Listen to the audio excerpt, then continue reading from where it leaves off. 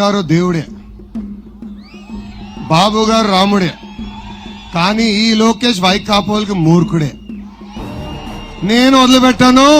చక్కెర వడ్డీతో సహా చెల్లించే బాధ్యత తెలుగుదేశం పార్టీ తీసుకుంటుందని ఇక్కడున్న కార్యకర్తలకి ఈ లోకేష్ ఇస్తున్న హామీ. నేను రాష్ట్రంలో ఉన్న బీసీ సంక్షేమ శాఖ మంత్రి కూడా ఛాలెంజ్ చేస్తున్నా. మీకు దమ్ము ధైర్యం ఉంటే చర్చకి రండి. మేము 5 సంవత్సరాల బీసీ సోదరుల కోసం ఎంత ఖర్చు పెట్టామో, మీరెంత ఖర్చు పెట్టారో చర్చకి నేను సిద్ధం, మీరు సిద్ధంగా ఉన్నారా అని ఈ సభాముఖంగా ఛాలెంజ్ నేను వేస్తున్నా. ఈ సింగనమల నియోజకవర్గంలో భారీ మెజార్టీతో మళ్ళీ తెలుగుదేశం పార్టీ జెండా ఎగిరించాల్సిన బాధ్యత మీ అందరి పైన ఉంది.